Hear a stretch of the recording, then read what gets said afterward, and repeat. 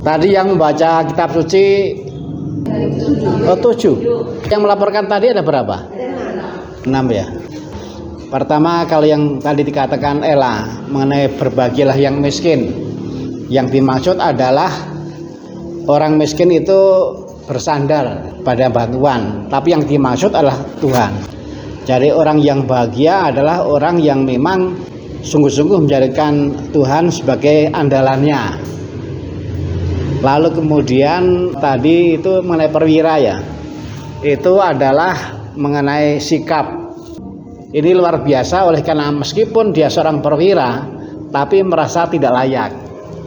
Jadi sikap rendah hatinya terhadap Yesus itu luar biasa.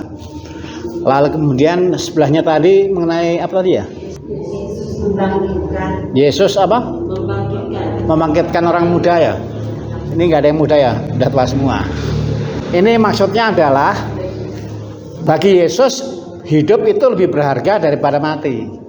Maka kalau orang itu mati, Yesus itu hatinya tergerak, nggak tega.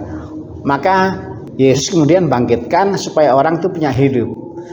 Jadi Yesus itu sebenarnya sumber hidup. Maka kalau kita letih lesu, nggak bersemangat dan seterusnya, kita justru harus belajar banyak dari Yesus. Karena Yesus itu hanya punya satu saja, hidup. Lalu kemudian yang sebelahnya tidak tadi ya. Oh, tadi yang macul ya. Yang sebelahnya lagi itu mengenai bangun rumah ya. Jadi kalau hidup itu mau kokoh, memang harus dibangun di atas batu. Yang dimaksud batu itu adalah Yesus. Lalu ada lagi tadi, kasihilah musuhmu. Ibu punya musuh enggak? Punya enggak? Kita enggak punya musuh, tapi bahwa ada orang yang mungkin kita enggak senang itu mungkin ada. Dan juga ada orang yang kita enggak ngerti, tapi kenapa orang itu kok memusuhi saya? Mungkin ada. Ini hebatnya Yesus. Maka sebenarnya enggak rugi kalau kita mengandalkan Yesus. Karena Yesus itu enggak pilih-pilih. Malah orang yang patutnya dibenci ternyata disayang. Orang yang patutnya dihukum malah ditebus. Jadi kita diharapkan menjadi orang yang punya kualitas lebih. Jangan hanya menjadi orang yang biasa-biasa, tapi jadilah orang yang punya kualitas lebih. Seorang disebut punya kualitas lebih itu justru terukur dari sikap terhadap orang yang memusuhi kita, atau sikap terhadap yang kita musuhi, atau sikap terhadap orang yang kita nggak senang. Kalau baik terhadap yang kita sukai itu biasa, nggak ada lebihnya. Justru ada lebihnya kalau kita itu bersikap baik, mendoakan sekurang-kurangnya orang yang tidak kita senangi. Nah, ini ringkasnya dari yang tadi. Dan kalau dibandingkan dengan bacaan rohani tadi yang saya bawakan, itu justru bertolak belakang.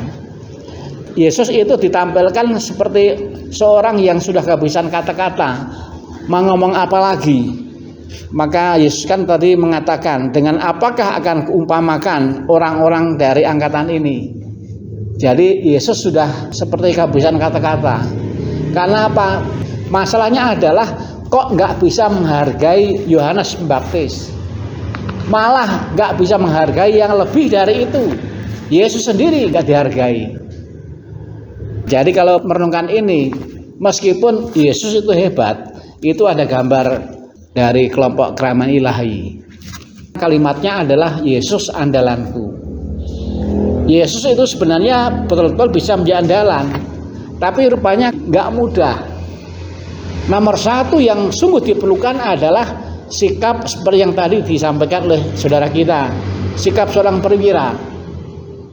Hanya orang yang punya sikap rendah hati, yang sungguh-sungguh bisa atau mampu mengandalkan Yesus, yang sungguh-sungguh mampu menghargai Yesus. Kalau kita nggak menghargai, maka kita nggak bisa menimba yang baik apapun dari orang itu. Tapi kalau kita menghargai, maka ada banyak hal baik yang bisa kita timba. Kita harus berjuang keras untuk menjadi sosok yang menghargai, yang mengandalkan Yesus.